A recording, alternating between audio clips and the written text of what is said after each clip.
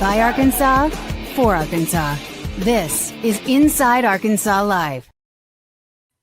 And welcome into Inside Arkansas Live here on this beautiful day here in the great state of Arkansas. I'm your host, John Neighbors, alongside Curtis Wilkerson and Andrew Ellis, and appreciate each and every one of you for making us a part of your afternoon this afternoon. Hopefully everybody's having a great Tuesday, as we're going to have plenty of things to discuss, not only getting into the latest with Razorback basketball and their bracketology of where people are feeling like the Razorbacks are going to end up, but we'll get into any updates there. We'll also have, of course, Razorback baseball, looking around college basketball in general. Some of the things starting to come together, especially from other conferences. A lot of SEC games tonight. Arkansas is not one of them for some stupid reason. We'll get into all that as well as your chats and all that fun stuff. But fellas, it's Tuesday. How are the vibes here on this Tuesday afternoon? Pretty good. Yeah, the vibes are solid. I wish that Arkansas was playing basketball tonight like the rest of the conference, because I'm ready to see them play again. But we'll wait it out until tomorrow. I'm curious, John, how your vibes are, because people were trying to send you packing a day early in the chat before the show, man. It's crazy. Yeah, I don't know why, but yeah, sorry. One more day, folks. Don't worry. One more day, and I'll be out of here for you. This is a celebration, though, Inside Arkansas Live. We're going to send you off, right? We're going to send you – this is going to be a big-time episode to, to kick you off on your vacation in the best way possible. Shout out to Will Whitson. Y'all know Will Whitson from Twitter? Yeah, I saw this. He tweeted at like 4 in the morning and was like, Hogs play today. And it was the first thing I saw when I woke up. When I woke up and checked my phone, I always go to Twitter like every normal person does. And that was the first tweet I saw, and it sent me into a little bit of a panic mode where I'm like, oh, my God, today's the Blue Ember show. Like, we got to hurry up and right. I got to call Curtis. We got to get on the same page. Put me into a little bit of a panic this morning. And then I was like, when you're tired and you don't really know what's going on, it really started to hit me. And I'm like, I'm all out of whack, man. I can't believe that. I believe that, though. No, it happens to me pretty often where I feel like it's one of those things to where I just don't remember which day it is. But luckily, it all went to a mode of, hey, it's still Tuesday. I didn't miss a flight, because there's nothing more stress than that when you're trying to miss a flight or anything like that. But yeah, I'm going to be off this show today, after today. And then tomorrow, of course, we will be live at Blue Ember Smokehouse there in Rogers. Curtis and Andrew will be there, as well as intern Cameron and some others too. So it'll be really exciting for that. And we'll also have some news to share with you, some really cool news about Blue Ember here in just a little bit. But guys, yeah, I know, Andrew, you weren't on the show yesterday. You're there at the Swatters Club with Dave Van Horn, but we always enjoy seeing Razorback basketball, and after games, which, yeah, they do have some games that happen on Monday nights, and the bracketology is always being updated each and every day, and where some things stand. And I know you shared some of that in our group chat and everything, Curtis, but we'll just start with the bracketology here from Joe Lenardi. Arkansas playing as a 5 seed in San Diego against South Florida, the 12 seed, to which they would face the winner of the Texas Tech Stephen F. Austin matchup. So, okay. How we feel about this one? I like everything about it except the first game, I think, is where I'm at. There are like levels to the 12 seeds. South Florida is a tricky one. Brian Hodgson is their coach, and so a lot of folks in here know who that is, because he was at Arkansas State, former Nate Oates assistant, and now he's there at South Florida, and they've won the American in their first year. This was the matchup preview that I did on the Pot the Palace this morning, where I very much said, I'm not crazy about potentially playing these guys, because they play super fast. They shoot a ton of threes. They've got some athleticism, not to match Arkansas, but more so than your typical 12 seed. If Arkansas played South Florida in the NCAA tournament, that's on a neutral floor, you get rewarded. You get a 5 seed, and your opening round game is a quad 1 game on a neutral floor. It's rare that happens. They're pretty good. Arkansas would be favored by probably double digits, but that's a scary one. That would be a trendy upset for people. Outside of that, I know Texas Tech is rolling right now. Absolutely. I mean, massive credit to them. I would take Arkansas over Texas Tech without JT Toppin after they beat them with JT Toppin. And if there's one seed out there that you had to pick to say, well, if Arkansas's got to draw one, who's it going to be? UConn's the one.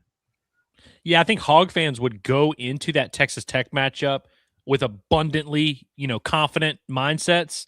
And I think they should be favored to win that game. And I think, you obviously beat them when they were at full strength. Now you're facing them not quite at full strength, but don't sleep on that Texas Tech team. That's not going to be an easy game, not going to be a fun game at all. Christian Anderson might just go for 50 on Arkansas in that game. But yeah, getting the Joseph Pinion revenge game against South Florida. I remember Damian Collins being a big man that I wanted Arkansas to get in the portal. I just was like, I don't understand. He's a Coach Cal guy. He's a bench energy big.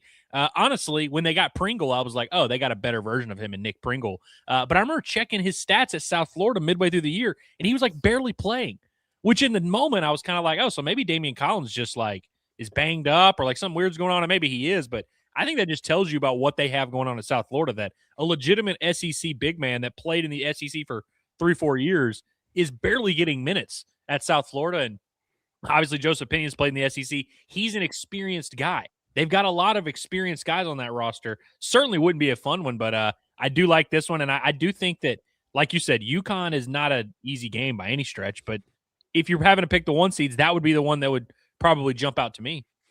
Well, yeah, and then add into the mix of not only facing Texas Tech again from this past season, but also maybe exercising little demons there from last year's NCAA tournament and trying to overcome them, which would be nice. Sure. And it's funny because this would be, if this played out and say if it was Texas Tech, you know, you've been fortunate enough to get to the second weekend for the last 5 NCAA tournaments, but it was always that second game over the past like 3 of them that was the most, you could call it worrisome, you could call it strenuous, whatever. You know, last year going up against St. John's in that second game, like that's a tough one. You know, year before that going up against Kansas in that second round or second game, it's a tough one. So, you know, this one would be stressful, but yeah, if you get past that team and get into that second weekend and get into the Sweet 16, you know, I'm not saying you go all the way or you go to the Final Four, but I'd like your chances as good as anything if these were the potential matchups there at this point in time. Yeah, I would like this Sweet 16 matchup with UConn way better than the last one that we had. That's for sure. Yes. Yeah, and I think it was Jammers Time in the chat said, wouldn't they try to avoid that matchup with Texas Tech in the second round since they've already played? Yes, they would. The problem right now is there are so many SEC teams in the mix for a 4 and 5, which what they will absolutely not do is give you an SEC on SEC matchup in the round of 32. So the chances for something like this still pretty unlikely, but depending on how it shakes out with Arkansas and Alabama and Vandy and Tennessee, Kentucky's even, you know, like if they went out this week, they will be in the discussion for a 5. They're going to have to make the matchup somehow. So that could be a potential thing that we see after all. Yeah, they definitely will try and avoid it. But I mean, last year we saw like 6 rematches in the NCAA tournament. Lately, in the last several years, we've seen a lot of these teams kind of jumbled up, whether it's your conference opponent or if it's just someone you played a non-conference. And I think they would obviously, if they were stuck between, you know, Arkansas Vanderbilt rematch or Arkansas Texas Tech rematch, I think they would definitely lean Arkansas Texas Tech rematch. And I also think that Arkansas is a weird team because you have the cow factor of, you know, the eyeballs, the television. That's something that, you know, will I'm sure be brought up in some way. And so it's like, I think that's something that should make Arkansas fans feel good, is like, not that they're going to try and give you the easiest possible path, but it's like, you are one of those programs that teams are that the committee is going to have to consider a little bit, because you're a big deal in terms of where you send Arkansas, where are you sending that fan base, where are you sending millions of eyeballs. So it's all exciting. Which, and John, I saw you retweet this. I know that we talked about it, but like everybody saw, I think most people saw Matt Norlander's report about how they're having like flight issues. Yeah. Like they're low on planes and charter flights and everything for the NCAA tournaments. They've already sent a memo out to teams basically saying, hey, we need you to be really patient. Like there's going to be some very tight turnarounds right after Selection Sunday. Some of you are going to have to wait. Like we've got to really be creative and prudent in terms of getting teams where they need to go. And it makes you wonder if there's going to be more consideration for geography, you know, when we get to actual Selection Sunday. If you can see a team like Arkansas, it's like, well, you know, if you're trying to reward them with a home game in Oklahoma City, but at the same time, it's going to be a lot easier to get them there than to get them out to San Diego or whatever. I would be cool with going to San Diego. The Anchorman references would be flying off the cuff pretty heavily down there, but I just wonder if they're going to pay more attention to that. Kind of like baseball. Yeah, it seems like baseball tries to make a concerted effort to be geographically sound as much as they can. You can't do it for everybody. I wonder if they're going to do more of that with hoops this year. What they do in baseball is they kind of punish the teams that actually spend money. Like I remember a few years ago, LSU got sent to Corvallis, Oregon for a regional. And they were pissed about it because they were like, I mean, geez, like, but it's like the NCAA thinks, well, LSU, they've got jets. They can get there fairly easily. It's going to be hard for, NJIT, although they sent them to Arkansas. So it's like, it's always kind of, you know, they'll do the best they can, but they'll screw somebody over in a just kind of obvious way if they have to. Yeah, I think that, you're not going to make everybody happy, and it's just not going to be set up to where everybody can, make the trip and make it in a regional spot. But that was kind of the first thing I thought about. I was like, okay, so if you're sending out this memo, NCAA, and it's enough to be a concern for you about the shortages of flights and whatnot, so you're in charge of the seating, you're in charge of the reach, like you do this. So it's not like it's the college football playoff where it's some other entity besides the NCAA. It's like, no, you put this on. So it would seem stupid to me personally for the NCAA to put this out there, but then not have any sort of like an idea or any sort of movement for seating. Like, it's like, okay, so you put this out there. So what's the point? Because it's not like the teams can help where they end up going. You choose it. So surely if you're putting this out there, you're almost like softening the blow, or at least helping people understand of like, hey, if you're wondering why you got put in this location or in this part with the NCAA tournament, this is why, because we have a shortage of flights. So that's where it was my first thing. I was like, they wouldn't put us out there unless it was going to have some sort of impact on where they seed and where they travel and everything. Otherwise, it's just like sending out a memo and saying, hey, just a heads up, this is going to be a poop show. Deal with it, So I think you might be onto something. Maybe if nothing else, we can just avoid Arkansas touching two oceans in 2 different weeks. Maybe we can just avoid that, So you're not in for Tampa, San Jose? You're not feeling that? Oh, buddy, I'm in for it. I'm in for it. I just don't know about everybody else. Yeah, it would be nice because, again, we can't say that Arkansas fans have never had it because they've gotten those two. But, like, Des Moines was fairly close, and going to Vegas, like, it was hard to beat that trip. But, it's kind of been back and forth. Maybe this will be a good one for him this time around. But I know you also tweet out about Andy Katz and his projection. This is the other one, too, which I really don't want. Don't like this one nearly as much. I'm crazy about it. Yeah. From a venue standpoint, from a matchup standpoint, from a path, just everything. This one sucks. Yeah. I'm also like, again, going about the locations, there's just zero chance the NCAA sends Kansas to Portland. There's just no way they do that. They're not sending Darren Peterson out there for 19 minutes in Portland. Heck no. Not only that, but it's like, you look at the teams. Arkansas might be the closest team to Portland. Like, all these other teams, like, you're having them shipping them across the country. Like, come on, like, have some sort of sense. But yeah, it's like everyone's like, oh, playing Kansas again in the second round potentially is, I'm sure Bill Self wouldn't like that. But yeah, playing Duke there potentially in that next round would be tough. But yeah, I'm not as big of a fan as this one as I was the other one. Why is this the East bracket? And it's got San Diego and Portland. Like, I get it ends in the East, but like, that's why. That's the only reason why. That's bothered me for so long. It was like when Arkansas was in the West region, they sent them to Buffalo in the first round. Wouldn't it make more sense just to have it all lined up to where, not the same venue, but if it's the West region, then your first weekend games would also be there. I don't understand the West how region works. last year when we went to Providence. Yeah. Yep. Goodness. Because then we turned around and shipped it out to San Fran. Yeah. It's so weird. Playing Duke in DC would be brutal, by the way. Oh, that would be brutal. DC, I think, is also the worst of the. Maybe San Jose's worst, but like, I not that it's bad, but like, I would rather go to Houston or Chicago. Oh, for sure. I'm not sure if I want to be in DC, period, right now. So, yeah, I don't know, man.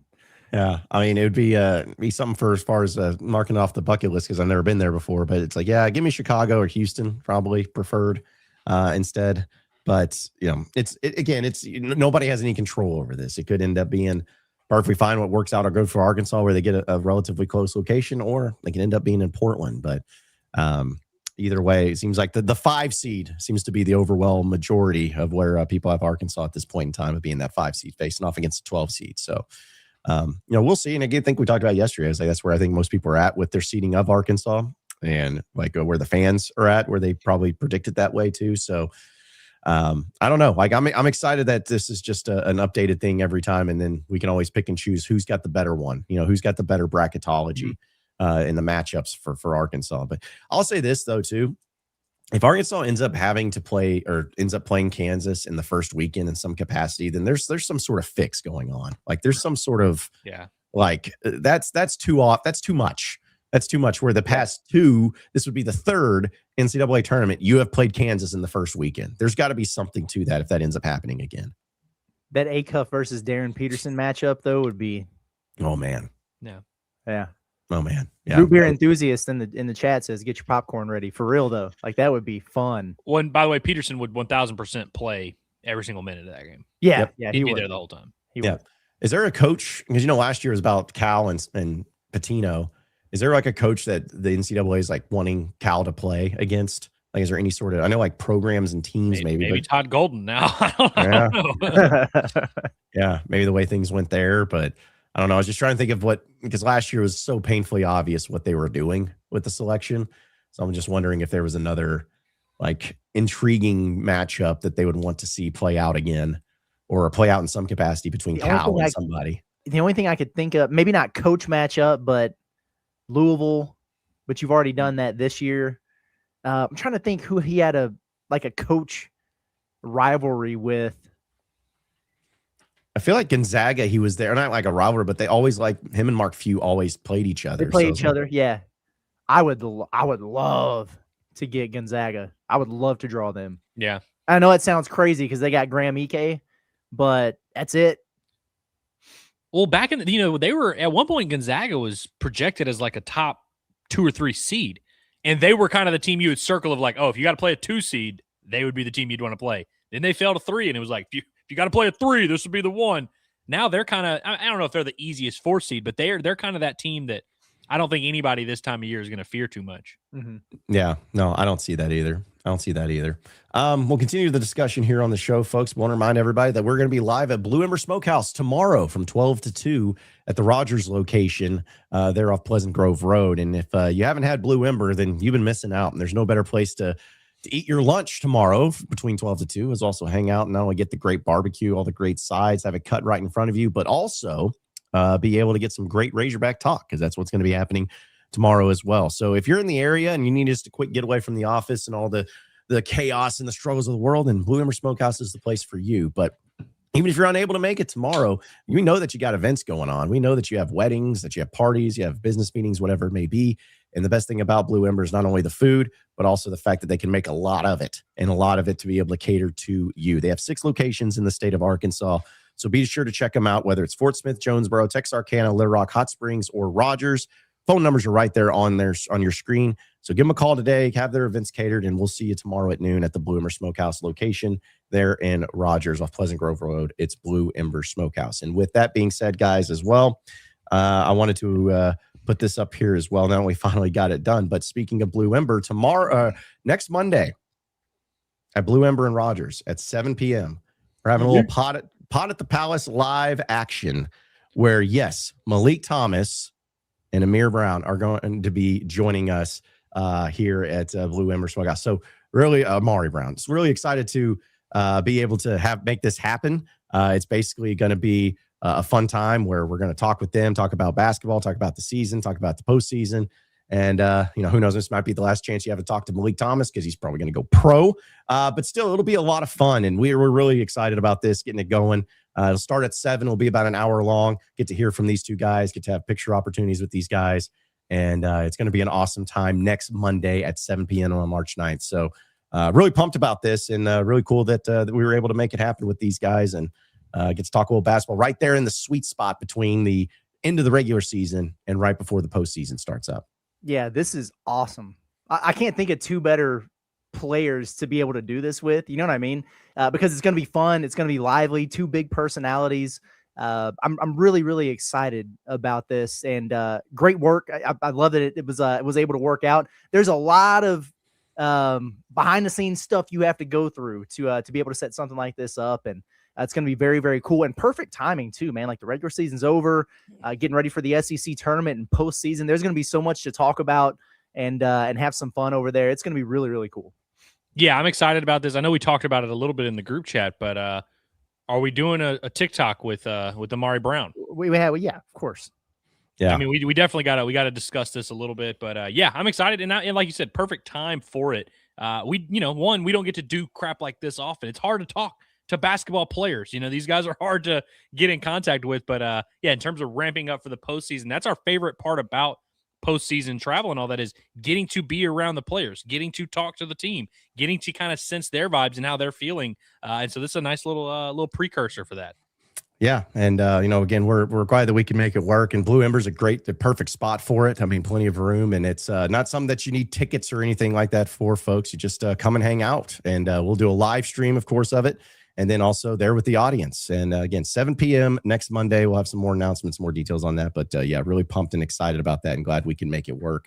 And those two guys, it's fun because sometimes you get some players that are very reserved or whatever, but you don't have to worry about personalities or lack thereof with these two guys. I think that like Curtis is going to be handling a lot of the Q&A, and I'm like, man, Curtis, maybe like one of those things where you ask 3 questions and 45 minutes go by. It could be one of those things, man. Yeah. Just throw something out there quick and let those two guys start riffing. That'll be a lot of fun. We're not gonna have to drag anything out of them. It's gonna be cool, man. I'm looking forward to that. I remember, we were able to do some of this with before the rebrand. I remember we had Layden Blocker. And that was a really good time. We had a lot of fun with that. Lawson Blake, who came in that time, like right after Muss left and Cal came over. Those things are always so cool. But to be able to do it in season, right before postseason, man, that's really cool. And to be able to have people come out there and interact and everything. Think of me as Chuck and John as Coach Z.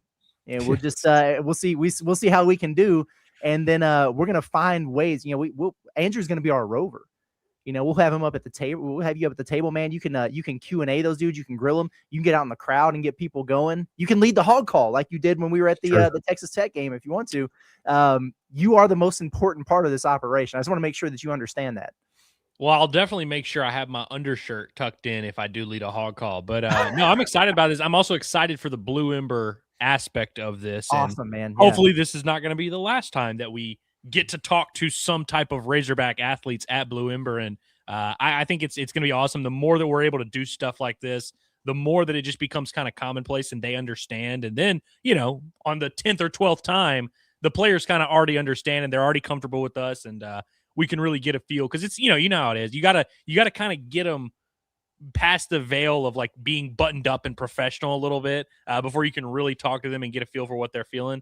And so, yeah, I'm excited for all of that for sure. Yeah. And also to throw it in, it's like, because I want to make this clear to people because I know it's kind of like a complicated thing, but I'm going to be honest about it. Like I didn't think that there's much of a chance that we'd be able to do something like this with with any of the basketball players just because of the, amount that they usually draw in and it wouldn't be something, but I want to give a major shout out to both of these players where they didn't have to do this. They didn't have to say yes. They could have been like, dude, I ain't doing that stuff. They're excited about it because they like doing stuff with Razorback fans and like doing stuff like this. And I'm just very thankful to them for wanting to do it and making it happen and pushing it forward. Because again, baseball, softball, gymnastics, all these other sports, a little easier to do when it comes to NIL just because of the comparisons there. But with these guys, like I didn't really think like that it would happen. So I'm really, really thankful for both of those guys, and kind of shows about their personalities and the characters. Like they're wanting to do something like this where they didn't have to. So I think that's really cool. Imagine we're down there at Blue Ember. We'll have some fun Q&A. It'll be exciting for everybody. I'm sure they'll get to eat. And then, if we start getting texts from guys on the staff the next day, like, yo, League's real sluggish out at practice. Like, hey, y'all fill that man up with brisket. What's going on? Yeah. I'm also, it's just the cool factor of Blue Ember being what we started the season with. It really has kind of come full circle. In that moment, Curtis, when we were there at Blue Ember in Hot Springs, I did not think that this season was going to be defined by Blue Ember, but it really kind of has unreal, been. Man. So cool. Yeah. Yeah. We're excited and appreciate Blue Ember being a partner and being cool with this. And they're excited about it too. So it's going to be a lot of fun. So we'll see you there next Monday night at 7 p.m. For a live stream there as well. So a few other things too that I know we'll get into, because obviously Arkansas plays Texas tomorrow night. A lot of SEC games tonight. I was just curious, I know you talked about it, Curtis, and we discussed it yesterday. Like, would there be somebody to contact and ask, hey, why is Arkansas the only team playing on Wednesday night? Like, would there be any person just to ask why this is the case and why this is happening? Because I remember you saying it, and I obviously believed you and everything. But then when I go on like ESPN.com and I see the scores of SEC games this week, and I'm like, that's ridiculous that there's 7 SEC games tonight and 1 tomorrow, and Arkansas is the one game. Yeah, I reached out to somebody on the staff to ask about that. Someone who's involved with that part of the operation, just to be like, there has to be a reason why this is. That's how I pose it. There has to be a reason why Arkansas is the only team playing their game on Wednesday and then having the travel turnaround. And that's the answer that I got back is because of the SEC women's tournament and the TV slots, the media rights and everything like that. There's only so much available. So somebody had to. Now, why that was Arkansas, I don't know. Why they get the early tip Saturday after that, I don't know. I can't answer those questions, but that is why Arkansas is playing on Wednesday. It just seems weird. I feel like you got to at least have 2 games on Wednesday. And then, like you've got 4 teams, and then you just switch and those teams play each other. So it's like equal rest and everything, or you just find a way to play everybody on Tuesday. Like how hard it would be to fit one more game. I think some of these games tonight are on SEC Plus. So it's not like they're, national broadcasts where you got to stream them. Why couldn't you do that with one more game? That's what I find to be kind of weird. I like the extra day of rest before Texas. It shouldn't be that big of a deal for Missouri, but it does kind of stink that, it's not a good thing that it's happening. I wonder if they maybe were like, hey, Arkansas, we'll give you the choice of, you can either just be on the Plus on Tuesday night or on Real TV Wednesday. Maybe that was just kind of the, because in theory, you're supposed to, as a program, want to be in front of the biggest audience possible. So it's like in a nutshell, you're like, oh yeah, we'd much rather play on TV. But I wonder in this case if it's like, if they could have pushed back and been like, hey, we'll play on the Plus. We'll play at 5 p.m. on Tuesday. Whatever weird time slot you want, as long as we don't have to have that quick turnaround. But Yeah, never get our way there. I just assumed that it was because of like some cool thing of like, well, it's Arkansas, Texas. We want it to be featured a whole lot more. And I'm like, no, I just think you guys are morons and you just didn't think about it. And you're like, oh crap. Well, if we're gonna screw a team, might as well make it Arkansas because who cares about them? That's at least the way I'm gonna take it. But still, tonight though, for all you degenerates, when it comes to watching SEC basketball, there's a lot of it going on tonight. To do a little hate watching, which I know so many of you love to do when it comes to some of these teams and what's going on. So which matchup, guys, as far as the SEC goes, is gonna have your eyeballs the biggest in this one? Not to say that there's any like top 25 ranked matchups, but still some fairly intriguing games going on. I think Kentucky at A&M is probably the most consequential for Arkansas. Now, okay, if Missouri loses at Oklahoma, then if Arkansas wins Wednesday, they're set. But the same could be said if Kentucky loses at Texas A&M. Those are the 2 games I think that I'm keeping the closest eye on in terms of Arkansas getting that double bye secured. I think that's the most important thing. If Kentucky loses to the Aggies, and if Oklahoma beats Missouri, those would be very, very notable results for Arkansas. I know Tennessee plays or whatever, but the Razorbacks have the outright tiebreaker over them, so it doesn't even really matter. Those are the 2 games that have got my attention. Yeah, Kentucky losing would relieve a lot of stress, going in Arkansas's Wednesday game. But here's the thing. If they win the Wednesday game, it almost is useless if Kentucky and Missouri both win, because then you still kind of have this pressure of like you really didn't accomplish anything. You didn't clinch anything just yet. So Kentucky losing is almost more important than Arkansas winning on Wednesday, if you really think about it. But no, I got my eye on that. Alabama, Georgia is also not a game that's related to Arkansas in any way, but just a very interesting game because I feel like Georgia is a team that we can agree is probably better than their record, but they're so inconsistent. I think it'd be very interesting if Georgia beat Bama, who's kind of on a roll right now, and it kind of solidified themselves as a dangerous team that you don't want to see this time of year. But, we also thought just 2 weeks ago that Georgia was completely crumbling and going to miss the tournament altogether. So it's like I kind of want to see where Georgia's at against a high-level opponent this time of year. And then Bama the same. Like, they're winning a lot of games. I wonder if Bama's, really a juggernaut or if they're just kind of getting by.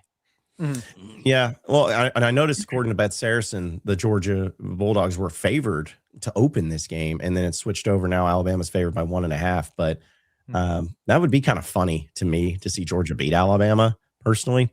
But I'm telling you guys right now, I should probably am going to regret this. I bet Texas A&M pretty heavy tonight against Kentucky. I bet them pretty heavy. They're 1.5 point favorites, but it's at home. I don't know. I just feel like they're going to have, I think Kentucky's going to have at least one more loss. Maybe they're overlooking a little bit to the next week. I don't know, but there's just something about it to where I just feel like A&M is going to do something weird and win tonight in and like by like 5, like maybe a bunch of free throws or something like that. Well, if they've got any fuzz on their peaches, they will. Like their backs are against the wall. You know, they've fallen back down to the bubble here, and it's senior day or what. You know what I mean? Like it's your last home game, and you've got a quad one opportunity right in front of you in your own building, and you just had one and you lost it. Like I can't imagine a scenario where they wouldn't be ultra motivated and ready to go here stylistically. If they're able to enforce their style, it favors Texas A&M as a team that's going to press for 40 minutes and try to turn you over, and Kentucky turns it over and they don't have a point guard.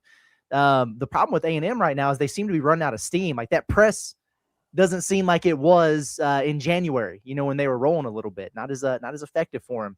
They were hitting 11 or 12 threes a game early in SEC play, and now they're not shooting worth a darn. And some of those guys have really fallen off. So I wonder if that tank is on E, you know, if they're going to be able to reach deep and get a win here to secure their spot or not. And, you know, in Kentucky, they still got plenty to play for as well. And they've had some good showings on the road. They're just, you never really know what to expect for them. Like they won that Vanderbilt game. And so everybody's ready to, you know, build the statue again. But before that, they had played awful for 2 straight weeks. And so you just never know what to expect from those guys. I think it's going to be a good game. I would probably lean Texas A&M at home, but I wouldn't be surprised at all if Kentucky went down there and beat them by like 13.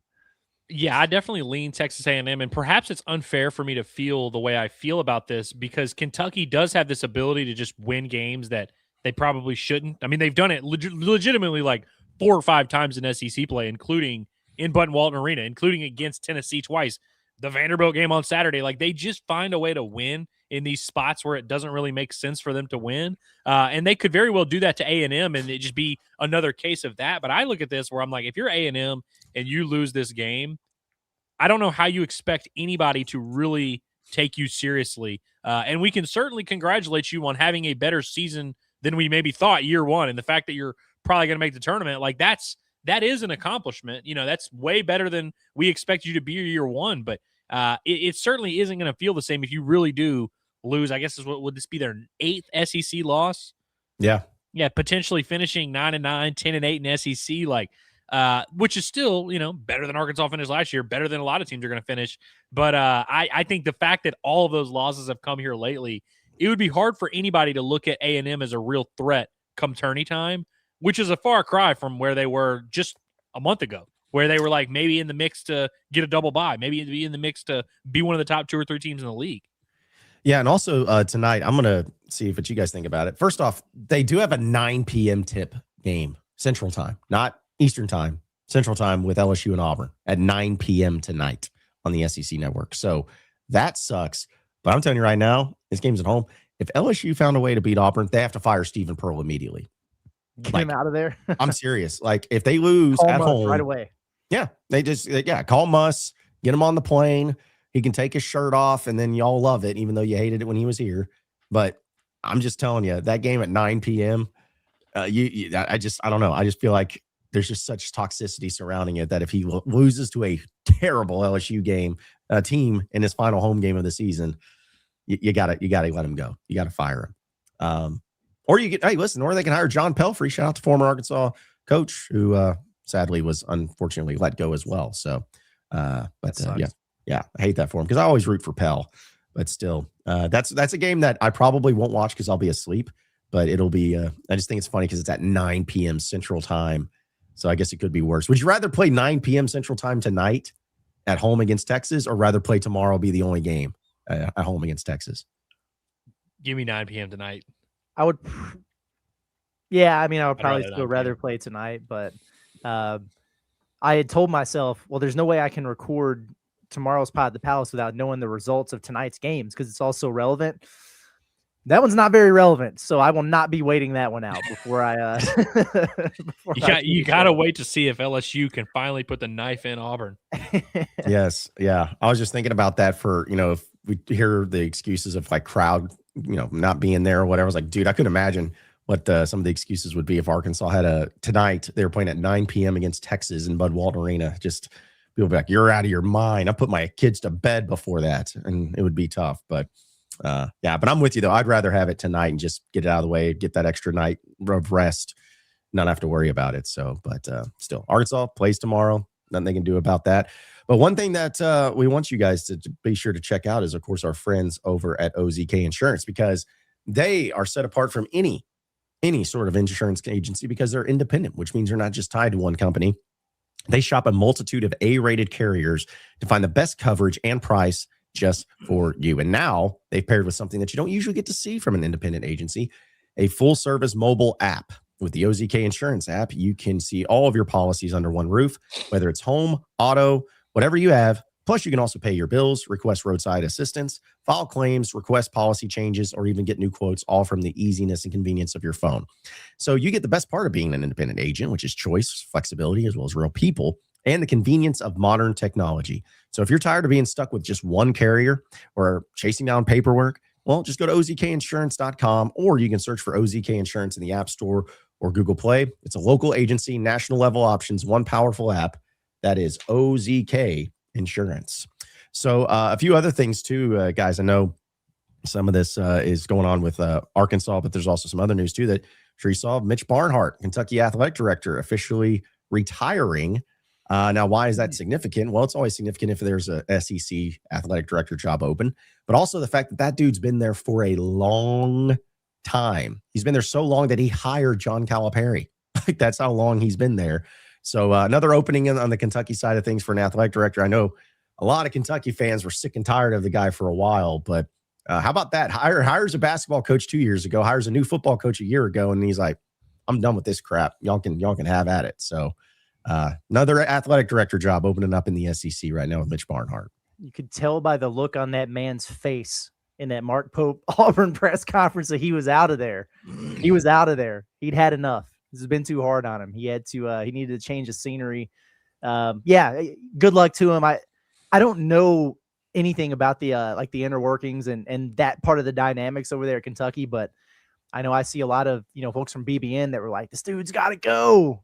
And I never knew how much of that was people really feeling that way for reasons versus like the way Arkansas fans feel about about Hunter Yurachek and everything else. It just kind of feels like that might be every AD where people are like, just get them out of here. We need the next one anytime anything goes wrong in the athletic department. But I know there's frustration over the Stoops deal and all the buyout money that he had and the Calipari, all that stuff. So I'm sure that they are happy about this, rejoicing. Fire up the athletic director hot boards over at KSR, and good luck to you. I got a name for you.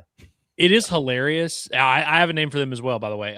It is hilarious, though, Curtis, how you're right. They are almost certainly rejoicing over in Lexington right now because they just want heads to roll. And I think it's like it's a very natural reaction as a sports fan to see your team lose or see your team struggle and then want something to change, whether that's the players playing, whether it's the coach coaching, or just the administration behind the whole operation. But I really hope Kentucky fans can realize how stupid they look from everyone else's point of view, where it's like you threw these fits for multiple years to the point where you genuinely forced John Calipari in the middle of his prime to leave. And now they would push back against the in the middle of his prime part. What is a prime for a coach? In the middle of the years where they're having all their success, that's how I would define it. So I'm going to say he's in his prime, but like you genuinely forced him to leave and you celebrated that. Now you get this new guy and you want him out. We have a Kentucky fan in this chat arguing for Mark Pope to be fired. Right? They're going to force him out. They're going to rejoice over that. You force out the AD, you rejoice over that. Now, Curtis, what I need you to help me with, remind me the details, maybe not the details, but the timeline of this JMI thing. Because I can't remember how was that introduced by Mitch and his group? Was that their idea, this whole JMI NIL funding thing? I mean, it's an agreement that they came to, and I know that's been a weird point of contention with. They can facilitate all these NIL deals through the businesses that they're partnered with, but you kind of have to sign over your rights to your NIL, like they're in control of that or something. I know it's been a sticking point in the negotiations with a lot of those basketball recruits that they're trying to go out there and get. So that's been a weird deal. I'm sure he's been. Mitch was probably the head of the snake as it came to putting that together. I think the BBN folks in here that listen would, know a little bit better about that. But I know people were very frustrated about that for a while. But it was when, so it's cyclical, right? Kentucky loses a couple games, And then it's, and he can't recruit. And they got this JMI thing. And it's ridiculous. And Pope can't, he sucks at the closing table and all this. The hit pieces were coming out. It was wild. Now all of a sudden they've won a couple games and they're going to get Tyron Stokes again and all is right in the world. So you never really know. I think they just kind of play to what's going on in the moment. But the JMI deal seems to have been a sticking point for a lot of people. Yeah. That's kind of what I thought. And I don't know if you guys feel the same way too. It's like, if I was a Kentucky fan, I guess if you're happy he's gone, but at the same time, it's like, whether it's the JMI, whether it's the hiring of coaches, I don't know, just retiring after you hire some people that you chose to hire and then you bounce. That's just such a, I don't know. It's a very strange move where it's like, maybe you should have retired or had somebody else do the hiring or whatever of, the new football coach or something like that. I don't know. It would just rub me the wrong way. But I did see, according to KSR, though, that Mitch Barnhart is going to retire as the AD in June and take on the new role as the first executive in residence of the UK Sport and Workforce Initiative. Whatever that means. That sounds like a head of water treatment and you're just getting money to just chill out. Like you're like comptroller and you're just hanging out and not doing anything. So I don't really know, but either way, I'm sure there's some names that maybe some Hog fans would be interested just throwing out there. Somebody to look at maybe for athletic director over there at Kentucky. But still, he's chilling out in Rogers for sure. Where would you rank Kentucky's athletic director job in the SEC? Just ballpark it. Where would you rank it? See, this is a tricky question, John, because we know football rules. But because of that, I would say it's fairly middle of the pack. I would say yes. I would say because of that, and because because basketball is the brand that it is, that brings them to middle of the pack. Is that fair? Right. No, I would definitely, because every other. I know. I think it's what you're saying. Yeah. Yes. Yeah. And also the basketball job being great. It is a great basketball job, but it's like, I think we also have our concerns about, like, is that still the most, sexy job in college basketball? Because you just had an opening where you wound up with your 9th option and a guy that nobody had ever heard of. Now you're probably going to have an opening in the next year or two. We'll see. They may hire, what was the Billy Donovan? They may hire Billy Donovan in 2 years when they fire Mark Pope, in which case then we can say, okay, all right, it's still a big job. But like, what if they hire some, Cal State Northridge coach when Mark Pope gets fired? At that point, would we still be like, oh yeah, it's still it's still the best AD job in the country? Probably not. Yeah, I agree with you, but I guess maybe part of me feels, because it's the only job in the SEC, which I think we can agree, it's the only job in the SEC that football's not the king. It's the only job in the SEC that's not that. And because of that, not saying it's easy to be successful in basketball. I'm not saying that. But because of the limited amount of roster spots and, the investment and everything, I think it'd be a lot easier as an athletic director at Kentucky to make people happy just having an incredible basketball by investing into everything there and being appealing to certain, big time coaches, which, it depends on who would be the next AD and what connections they would have. But I would be, again, I'm not trying to give Kentucky any advice, but if I was Kentucky, I'd be like, who's an athletic director that we can hire now that if it does go south with Pope quick, we know for a fact can bring in like a dude, for basketball? Like, that would almost be the approach I would have. I don't know if there's one that exists out there, but I don't know if like you go and hire UConn's AD if he's got strong connection with Danny Hurley or whoever, but I don't know. That would almost be the approach I would have, is be like, just, talk to him under the table. Be like, hey, listen, just in case Pope doesn't work out, could you get us somebody that's like big time, and then go from there? Because you probably want the best of all worlds, ideally, like when you're looking for your AD candidate, but it either has to be somebody who's got a really good track record of hiring coaches, and success, and or fundraising. Somebody's going to be able to raise a ton of money. I'll tell you what's underrated in this whole discussion is that they just hired a football coach, obviously, in Will Stein, who I happen to think is a stud. And we don't know that yet. I don't know that for sure. I just think that. I think his role is going to be fascinating, because whatever athletic director is signing on is going to immediately look to that guy right there. That becomes your most important employee. And I see what you say, John, about like, you want to bring, a guy's going to want to bring in his own basketball guy or whatever. I think if you're taking the Kentucky athletic director job, the concept of having to like you should be able to hire whatever basketball coach you want. So I honestly don't I think if you're vetting the Kentucky job, I don't even think you look in the basketball direction because you just know, okay, that I'm going to have a ton of support. I'm going to have a ton of resources. I'm going to have a ton of options. I'd be looking at other places, and I think they're going to look at Will Stein. And so I happen to think Will Stein's a stud who had a really good transfer portal class. And so it's like kind of very interesting that he's kind of an underrated part of this discussion. Yeah, no, I agree with you. I do. Because I think that I'm a huge fan of Will Stein too. And I think like in baseball, for instance, Kentucky's maybe not to the level of other things, but they're a top 25 team right now. I mean, they're pretty solid. I know in women's basketball, they're a basketball school just in general. So yeah, their women's team's about to take an L though. To who? The Pig. Yeah, well, I mean, Arkansas. Yeah, they're riding a win streak of 1. So yeah, they don't watch out for it. But that would be really funny if that ended up happening. But would you guys say though, going back to the whole rankings, would you say Arkansas athletic director job is better than Kentucky's? I think they're probably in similar ranges. I do too. Yeah, That's what I was thinking about this earlier. Let's list the ones that are definitively better than Arkansas and Kentucky, frankly, because I think we're in a similar range. LSU, Florida, LSU, Texas for sure. Texas A&M, probably. Yeah, for funding wise, yeah. Georgia. See, I don't know, man. Like they're all football, but decent and everything else. I don't know. Feels like Georgia, Bama, just because, right? Right. Auburn, I think, is another one too. That's like, they're a weird one where they haven't had a successful football hire in 30 years. But what about Oklahoma? Oklahoma's up there, yeah, because they're good in everything. It seems like when they've got a very good base of just like a solid football footing, and then just decent everywhere else. Yeah. Tennessee's better athletic department. Good call, David. Yeah. Who else is in there? I mean, because I think that just the ones we listed off, those are the only ones that I would be like bona fide, like yes on being how many better. was that? 7, 8? At least, yeah. So I mean, middle of the pack. Yeah.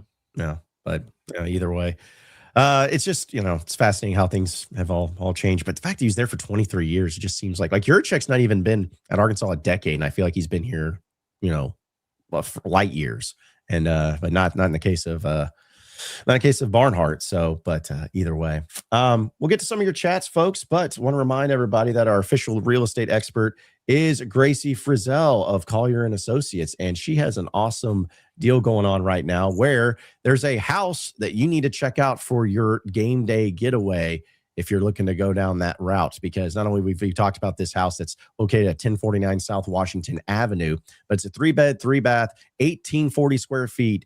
That's listed by Collier and Associates. It's in South Fayetteville. It's a great place where it's sold fully furnished as well as turnkey. It's ideal for short-term or long-term rental use if you want to check it out, as well as easy access to all the university events, close proximity to bike trails, versatile opportunity and investment property, or just a personal retreat. Whatever it is that you want, it's a prime location in there in the heart of Northwest Arkansas, and it was originally listed at $499,000. Dropped down to $475K. So already dropping down, but an awesome spot, an awesome place. And if you're interested in this place or any of the other great spots that Collier & Associates has to offer when it comes to your short-term rental, long-term rental, buying a house, investment property, game day giveaway, no matter what it is, she's the one to hit up today. So give her a call or text at 501-690-3868. That's 501-690-3868.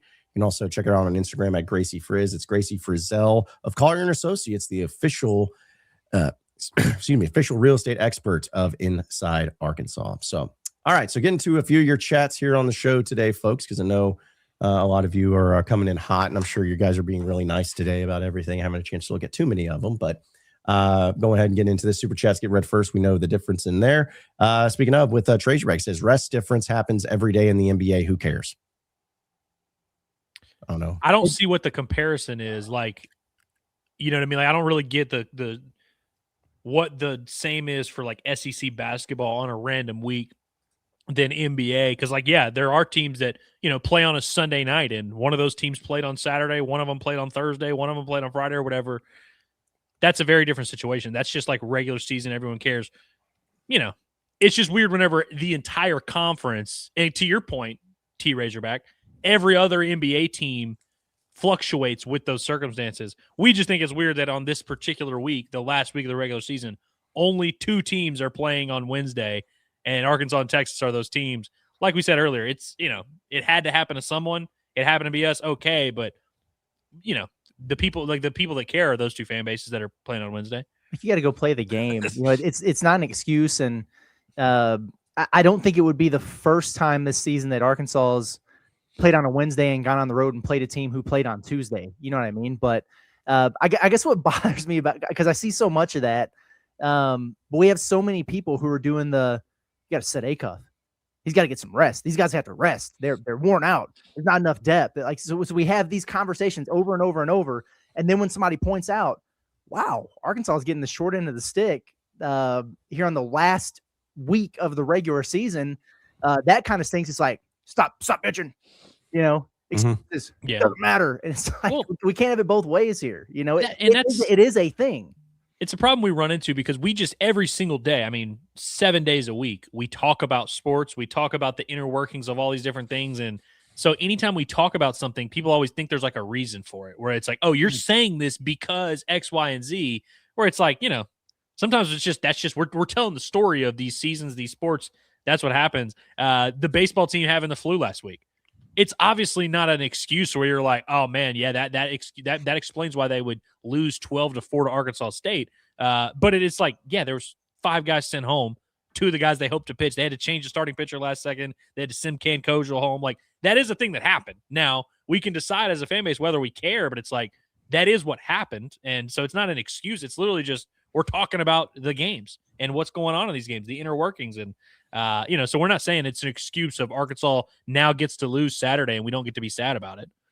Yeah, and I think it's also just because, at least for me, like not only having this game on Wednesday, but then having to travel to Missouri for an 11 a.m. like tip. It's like it's a very short thing. I would have been really pissed if they made Arkansas Texas the only game tomorrow night, but they made it 8 p.m. Like, okay, guys, let's what are we doing here? But at least it's a 6 p.m. game on that front. Which, by the way, real quick, I meant to bring this up. I forgot. Missouri game is sold out against Arkansas, and they're doing a T-shirt night. So I guess we get to get pissed off like Kentucky fans do, right? And that the rules, we have to get pissed about this. Yeah. So Arkansas has experienced a stripe out, a purple out, a college game day crowd, and now a gold rush. I hate it when people come to watch my team play basketball. I hate it. It's the worst. It's the absolute worst. Yeah. A gold rush. Come on now. Yeah, come on, man. That's going to look weird.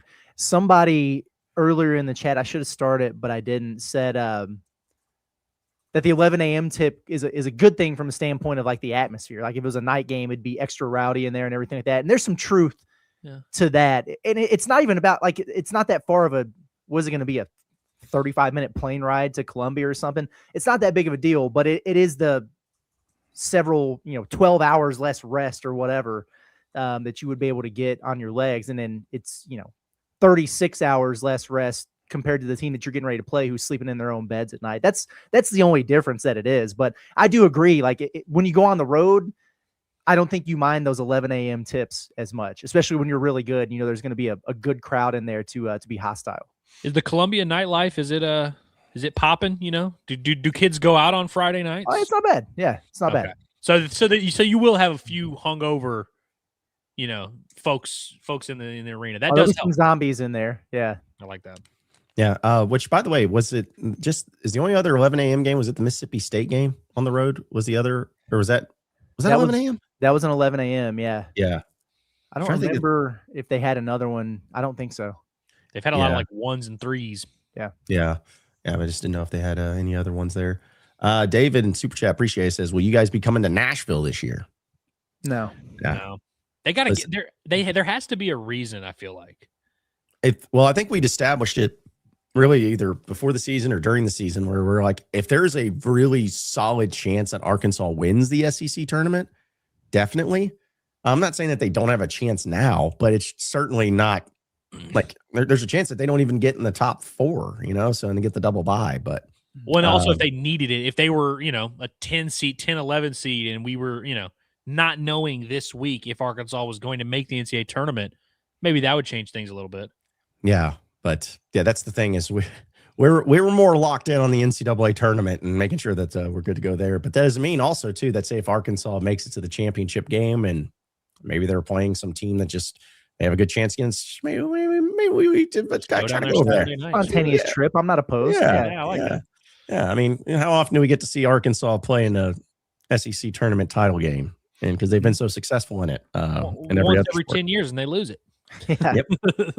unless Joe Johnson's walking through that door and Blake Edens, it's the only way that they can make it happen.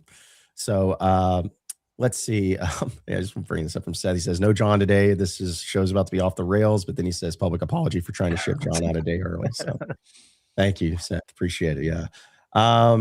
Let's see. Also, Iowa Razorback says, "Andrew, why isn't the baseball game on Friday night on ESPN Plus?"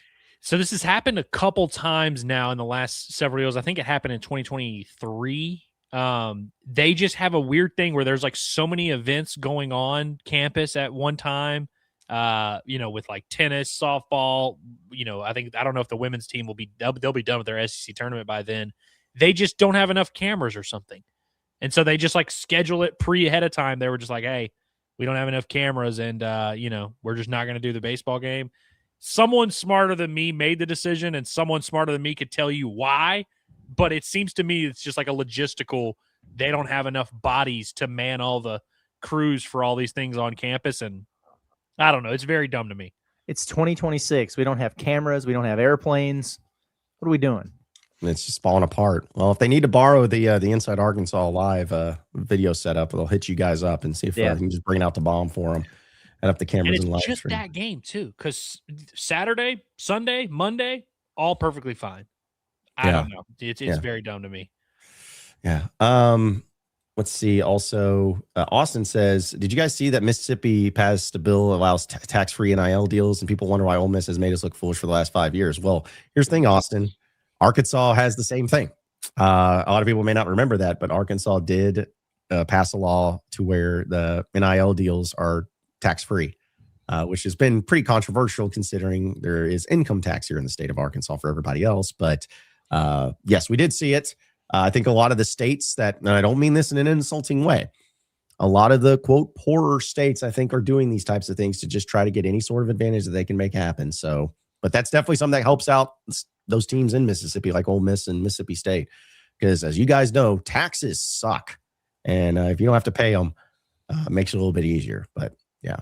And it's like a competitive advantage thing too, where if you're, competing against, like if you're recruiting against Ole Miss and they are taxing, and the state of Mississippi is taxing, like, teams do it in the NBA all the time, no income tax here. Oh yeah, come here, play for the come play for the Rockets rather than playing for the Lakers. And you won't be when it's a multi-million-dollar contract, it's a lot of money. Oh yeah. Ryan says, "Curtis, your Pot at the Palace episode put Arkansas versus South Florida into the world, and it's all your fault."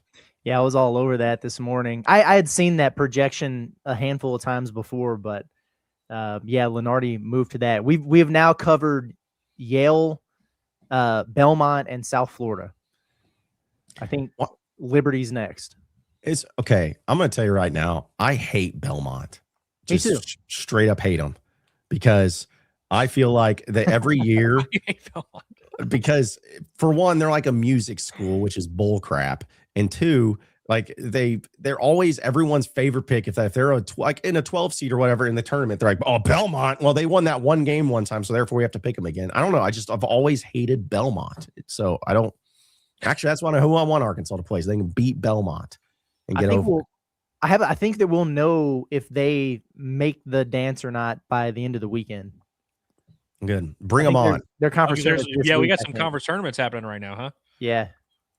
Yeah, which is another thing. It's just crazy. It's like, yeah, we are literally, some teams are in postseason play right now already. Or some also, would you like that if Belmont wins and then they have 2 weeks before they play? I'm fine. I'm not afraid of it. Yeah. Me either, because I think there's a little bit of a rest versus rust factor. I agree. Yeah, they're in the Missouri Valley. They're playing in Arch Madness over in St. Louis. So it's always a good time to go check that out. But that's so stupid, but I also love that too. So dumb. Let's see. Dave, you know what I wouldn't like. What's up? I'm sorry. I was just gonna say, you know what I wouldn't like is I'm pretty sure. Let me double check my work here. I think that they're playing it at the same arena where the regional would be for St. Louis. It's like it would kind of suck if you got sent to St. Louis to play Belmont, who just played 3 or 4 games in there, in that same building. But whatever. Yeah. Because Belmont's Nashville, right? Isn't that where it's at, I believe? So, yeah. David was asking about our event that we have at Blue Ember. Says, is this the first Inside Arkansas version of this? I think so. I mean, we've had, like Curtis mentioned, we've done some other things with some players in NIL previously, but this is the first like a live on location thing like that. Yeah, we've done interviews, and Andrew's had a bunch of guys on Bombastic and everything like that. But I think it's like the first show like this, maybe. Yeah. Did we not interview someone at a location one time? Why do I have it in my head? But I guess that was Leroy, where we were just like people would come by. It wasn't like it wasn't like players necessarily. Yeah. It could have been something like that, but yeah, it's just because some people are probably going to say like, so what is it? Just imagine like a Coach Cal show, but more fun, because we're going to have a lot more fun. So there we go. Yeah, and it's going to be live stream for free $99 just on our platform. So you'll be able to see it that way too, and it's going to be fun. Like, just by mentioning it, I've already had at least 20 people said they're there. So I was like, okay, well, I'm gonna have to tell our guy Peyton, be like, dude, you may have to bring out the extra chairs, put some tables out there, because it's gonna get packed. Making that happen. So hey, how late did they stay open? That is a great question. I'm not even sure. If you're in here, let me know. Stay open late. I got to run something else by you, but anyway. Oh yeah. About to say, I wanted to say it was like fairly late. They close. Oh, well, never mind. They were closing at 8 p.m. We have to talk about that, Creighton. I didn't even think about that, because we start at 7. So may need to stay. I'm sure it'll be fine to stay open a little bit longer to make that happen. Yeah, make it worth their while. Yeah, it'll be fun. In fact, Hickory Hawk says Blue Ember Peyton needs to show up with a briefcase full of cash ready to get leaked to stay another year. I saw you offered Lee free barbecue if he came back. Yeah, I saw that too.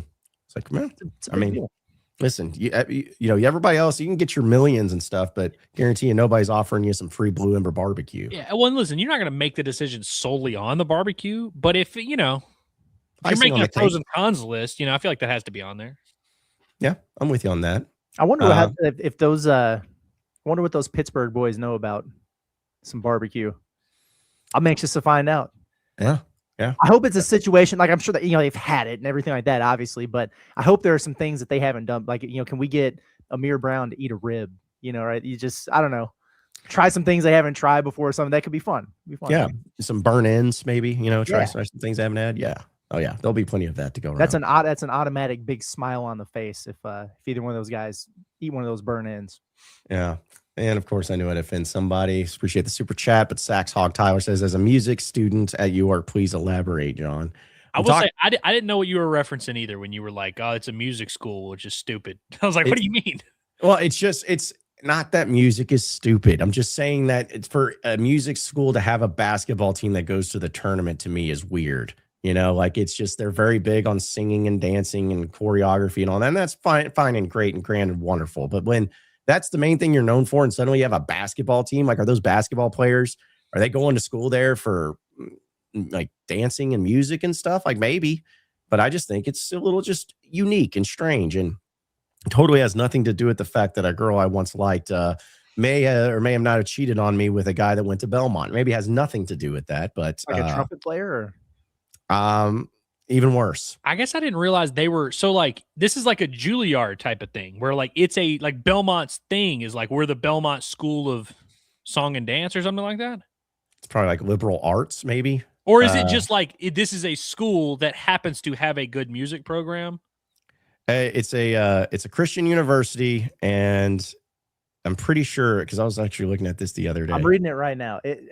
Belmont in Nashville is renowned as a premier, fast-growing Christian university, particularly famous for its top-tier music business, entertainment, and performing arts programs.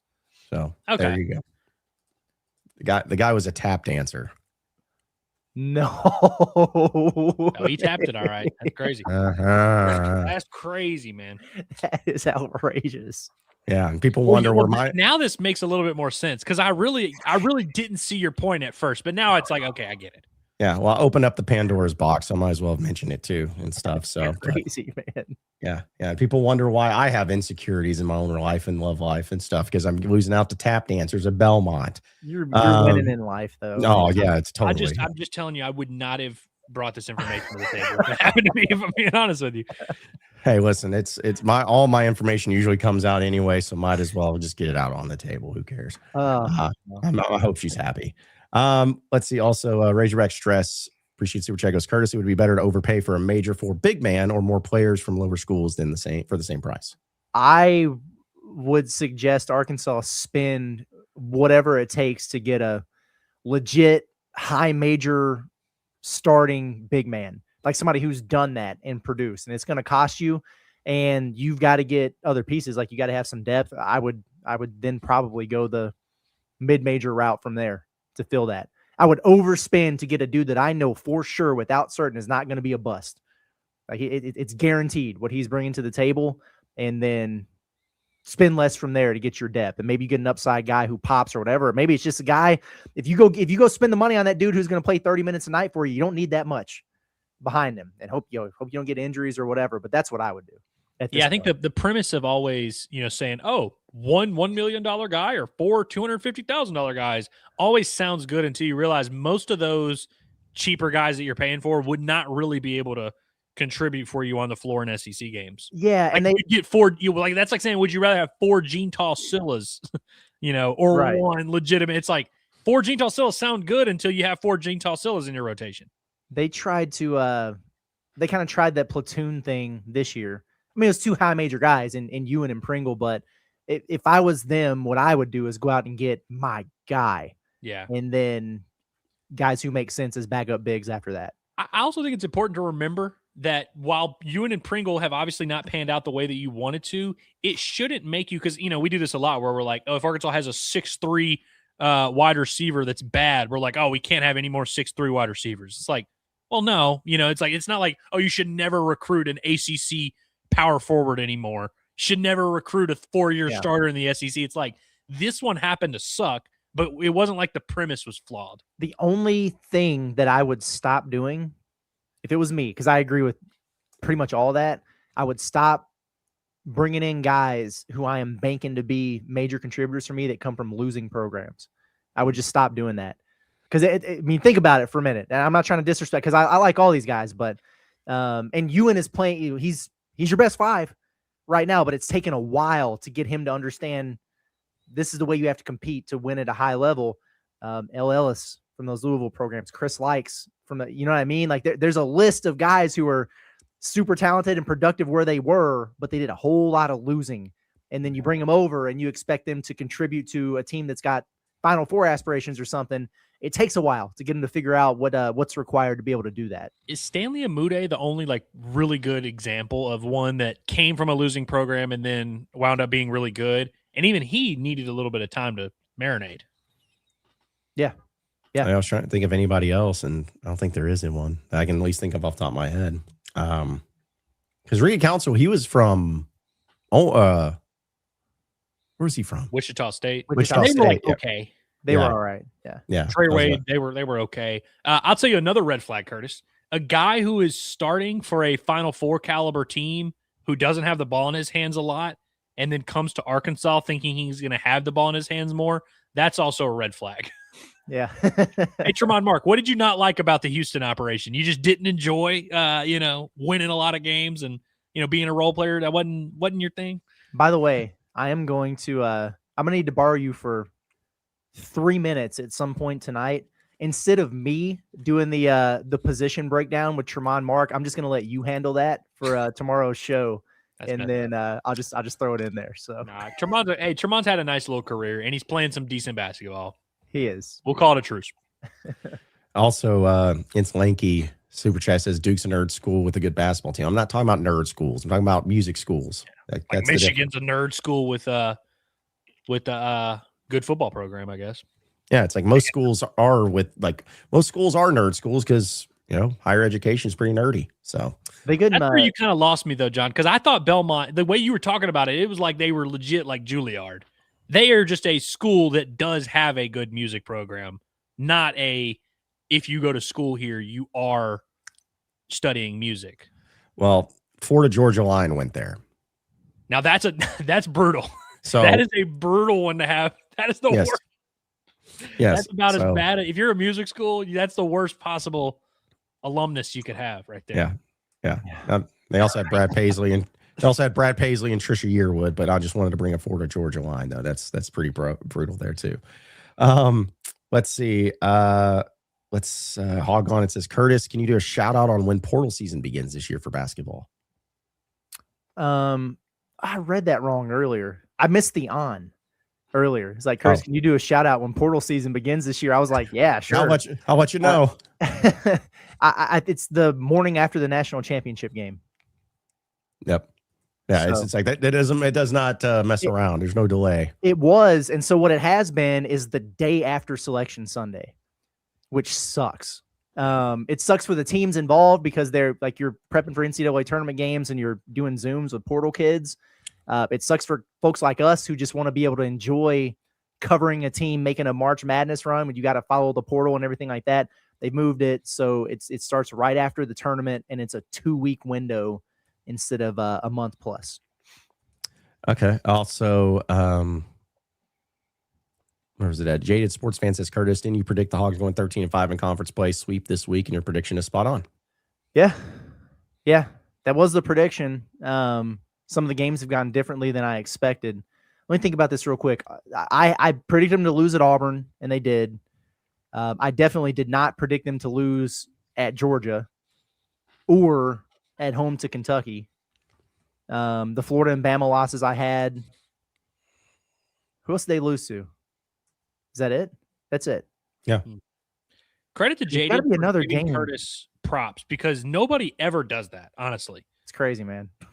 I didn't even know that I did it in baseball until I went to go record the predictions this year, and I was like, oh, let me go back and listen to see what I did last year, and I was like, damn, I nailed this, and like nobody remembered it. Yeah. Yeah. Well, it was like 2 years ago in football. I forgot. I think Curtis was the one that got the 6-6 record, right? And this past year in football, we were like the only ones of any. Yeah, but we were all off, but we were like the only ones that had Arkansas as a losing record last year of like anybody. And then, they definitely had a losing record. In football last year. I think I actually undershot them 2 years ago. I think I went 5-7 2 years ago. I think Andrew got it. Yeah. 6-6, okay. But that's what we were 5-7, 6-6, 7-5, and they wound up 6-6, which is nice. This year, I think we were like 5-7, 6-6, 5-7, or something like that. And they did not live up to that high expectation. Yeah, I'll just let everybody else guess who picked them to go 7-5 2 years ago. Let's see. Also, Cats by 21 says, John, I hope you don't have enough money to get back from whatever country you're going to for the better against my Cats.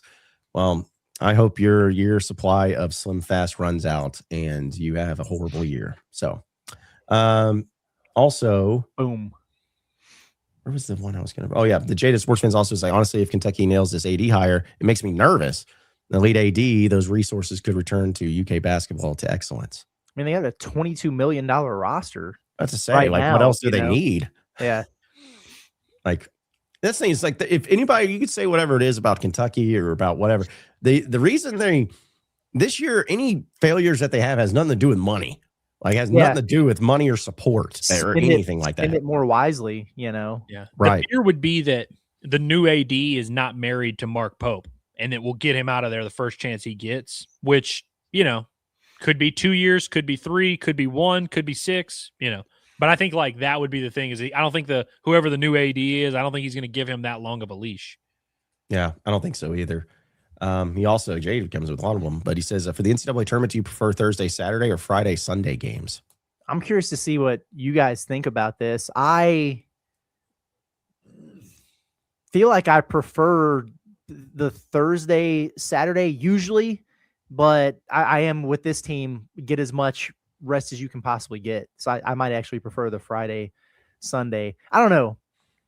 A part of it, I kind of like just having the first day to enjoy, just like watch all the games and not be stressed out about Arkansas, I guess. But I'm going to go Thursday, Saturday for 2 reasons. One, Baseball plays Friday through Sunday. So if I can only have overlap with one game, that would be ideal for me in terms of just day selfishly. But also, I'm with you, Curtis, that it is nice to, like, if you play like Friday at 5:40 p.m. or whatever, you get a lot of NCAA tournament to just kind of sit back and enjoy. But say you play at noon on Friday, you get like 48 hours to sit back, watch everyone play, knowing you're already in the next round.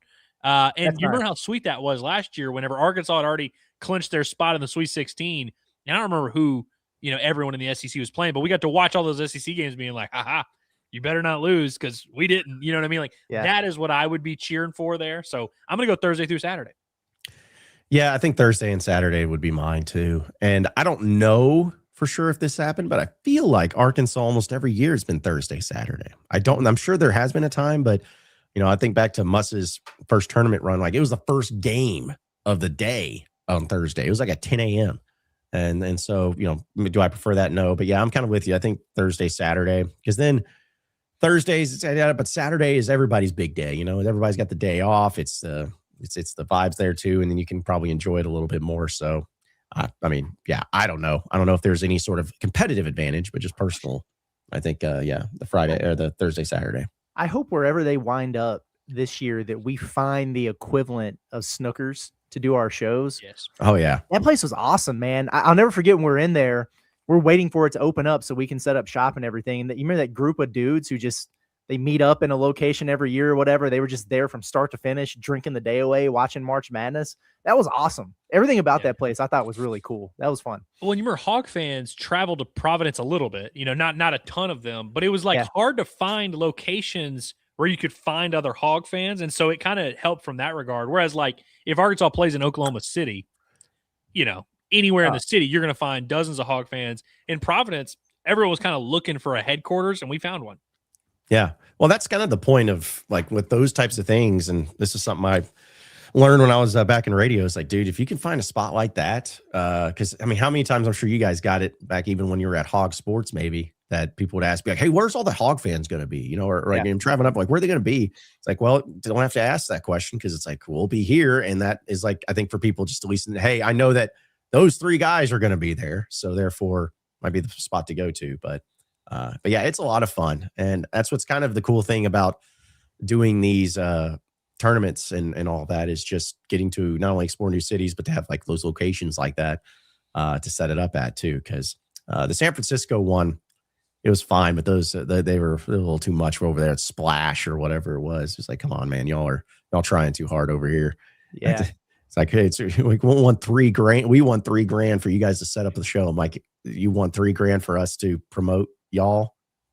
Okay, sure, that makes a lot of sense. So that was wild. Yeah, but OKC, maybe go to Toby Keith's or something like that. We'll figure it out. Our guy Derek Arduino from Super Chat appreciates his burn-ins. Definitely planning on being there. Talking about Blue Ember, so good deal. Okay. Yeah, we're gonna have a great crowd there. I know. Because somebody already asked me, like, how do I reserve a table? I was like, listen, it's first come, first serve. We're going to have maybe standing room only, but the barbecue is going to be flowing. We're going to have plenty of that to go on too. So, and I don't mean this in a bad way. I actually want this to happen, but it's just like, it'd be funny if like we have so many people there that it's literally just like packed in like sardines, which, hey, we'll love it and we'll appreciate it. And it'll be a lot of fun. Oh, yeah. I'll gladly give up my chair for one of you. It means that you guys can come there. Let's see. Also, Max says, do y'all have a PO box? I don't know why you're asking this. I don't have a PO box. We don't have a PO box, but send us something cool. Yeah, which is fine. Like if you want to send something cool, I'm all for it. But if you want an address to send it to, just hit me up. I'll give you the address. It could be memorabilia. It could be an anthrax napkin. You never know. That's always my fear. Or like when I think it was this past place I lived at that someone left a handwritten note in my mailbox and it was really creepy. So yeah, just whatever's nice. So I just saw Logan in the chat and it got me thinking about you guys saw the that almost happened once in a Waymo. And did you guys see the Waymo that was blocking the emergency vehicles and the police during like this whole thing? It just stopped in the middle of the road and it was freaking out, kind of like ours was, and it just blocked this entire situation. I can't remember what city it was in. And I was like, we've experienced something incredibly similar to that. The Waymos can get flustered. That's their one fallback, is they can get flustered and just go into like shutdown mode. Yeah. Yeah.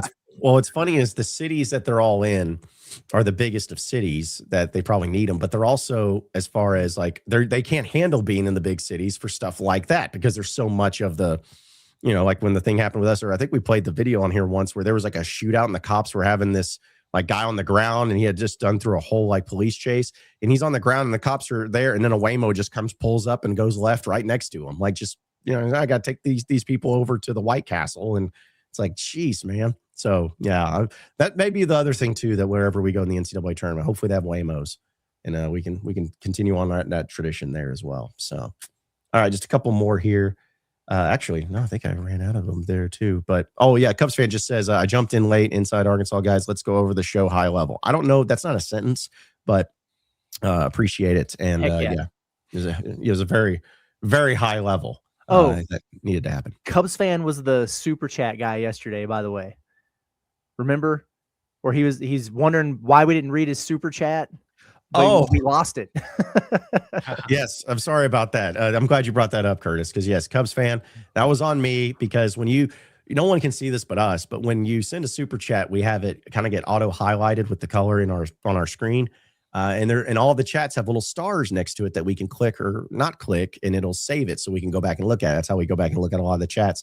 But they automatically get starred whenever it's a super chat, and I accidentally hit the star to make it not be saved anymore, and then we couldn't find it. It was lost in an hour and a half worth of show comment. Yes, yes, but we got it, and we appreciate it, and thank you for doing that. So, well, fellas, any final thoughts before we roll out of here for the day? Man, I'm curious to hear your final thoughts, John, as you depart here. But no, I'm good. Appreciate everybody for tuning in. Continue to do so. Big basketball game tomorrow. We got baseball today. Andrew's getting ready to do his thing, and come hang out with us at Blue Ember. Andrew and I are going to do our best. Yeah, we're gonna tear it up for sure. Well, John, of course, safe travels. I'll talk to you before you get out of here, but absolutely wishing you the best of luck. We'll hold it down. We will make sure the company stays afloat for sure. And everyone join me 3 p.m. Actually, a few minutes before 3 p.m. We're gonna get in there about 5 minutes early, so like 2:55 is probably when we'll hit go live on the stream. But we're gonna be live for the entirety of Arkansas's midweek game against Oral Roberts. We're hoping this one goes better than the last one, and the vibes are good. So come hang out with us. By the way, you guys more than welcome to come hang out if you want, but of course, do your thing. Excited to watch some more baseball today for sure. Yeah, no, and I appreciate it. I am, I'm always stressed and anxious to leave anywhere, much less the country, but it's going to be the first time leaving the United States of America for tomorrow morning, early 6 a.m. flight when it's taking off. So it's going to be an early one, but yeah, trust me, I have no concerns or worries about y'all doing a great job, because y'all always do. So you don't need me to do that, but it's going to be fun to get down there. I'm going to try to disconnect as much as possible, but also depends on if I'm even allowed to have a computer into that country. So I don't even know, but either way, I'm looking forward to it. It's going to be great. Appreciate everybody's support. Appreciate everybody, being a part of it, and, be sure to subscribe to us at Inside Arkansas, because it's going to keep on rolling, keep on going. Got a lot of stuff going on. And, this is the final week of the Razorback basketball regular season. And then we got that. And then next Monday, we're going to be back at Blue Ember for Pot at the Palace Live with Malik Thomas, as well as Amir Brown. And we're going to have some fun with that. And then postseason's here. So just so much going on, so much to be a part of, so much to be excited about. And we appreciate each and every one of you. And that'll do it for us today. For Andrew Ellis, as well as Curtis Wilkerson and intern Cameron, I am John Neighbors. Same sports show, same sports channel tomorrow at noon, live from Blue Ember Smokehouse in Rogers. Have a great rest of your day, everybody. We'll see you then.